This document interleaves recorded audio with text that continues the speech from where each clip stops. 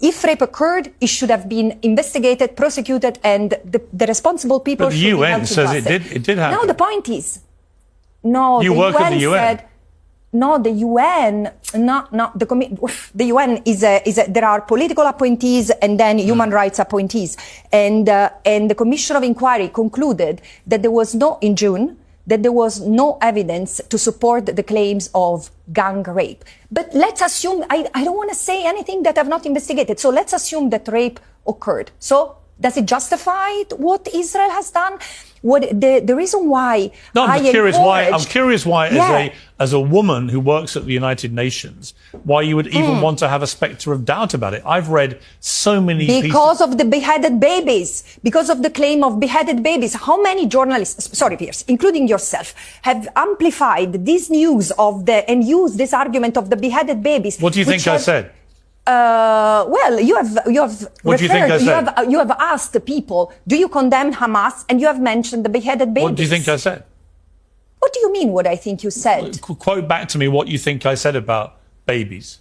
Beheaded babies? Yeah. Did you say that or not? All I've seen ever since... Did you say that or not? I'm about to answer you. All I've seen ever since is that I apparently said that up to 40 babies have been beheaded. I never said that. I choked up earlier reading this new revelation about 40 babies being killed. Oh, my God. And some of them being beheaded. And I was like, how can any human being do that to a baby? I don't know. It's completely untrue. You said, no. Look, you have referred to, I don't know if 40, you have referred to the beheaded babies or to the babies I talked about babies being killed, people being beheaded, which they were, because you know how we know that? Because Hamas broadcast it on their GoPro cameras.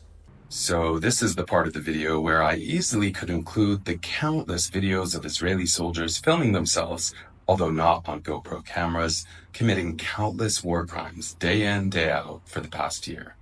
But I won't, because a quick search on X will unearth them all for you. Look, I'm not going to justify or to condone any crimes that were committed on October 7.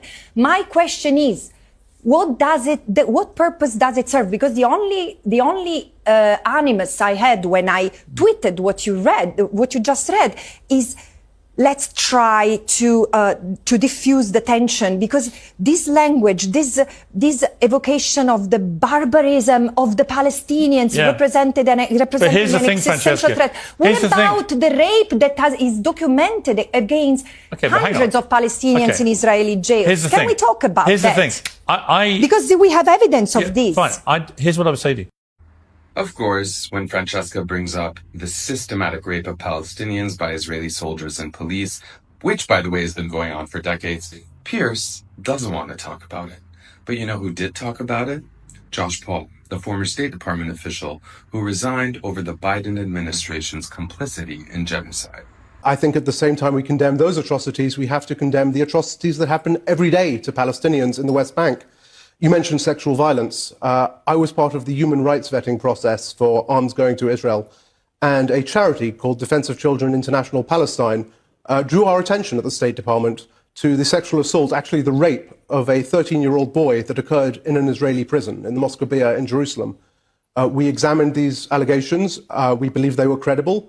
We put them to the government of Israel. And you know what happened the next day? The IDF went into the DCIP offices and removed all their computers and declared them a terrorist entity. I think it is vital that atrocities not happen to anyone, not sexual violations, not any kind of gross violation of human rights. We are looking at a situation where there is so much dehumanification, where people are not seen for the value that they have.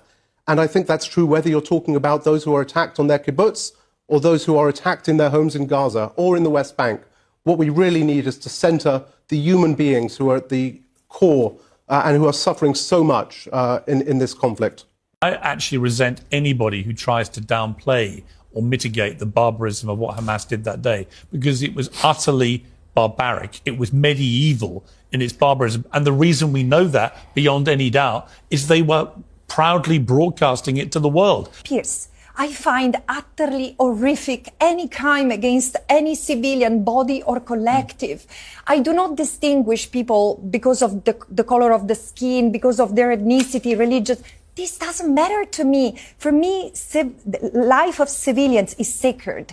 And this is why I'm so horrified by years and years I've spent documenting and reporting on the violations of Palestinians. And I'm someone who has produced scholarship on Palestinian forced displacement. So 76 years and even more since British colonialism in Palestine. For 100 years, these people have been tormented. So two wrongs don't make a right. This is the only thing I can say.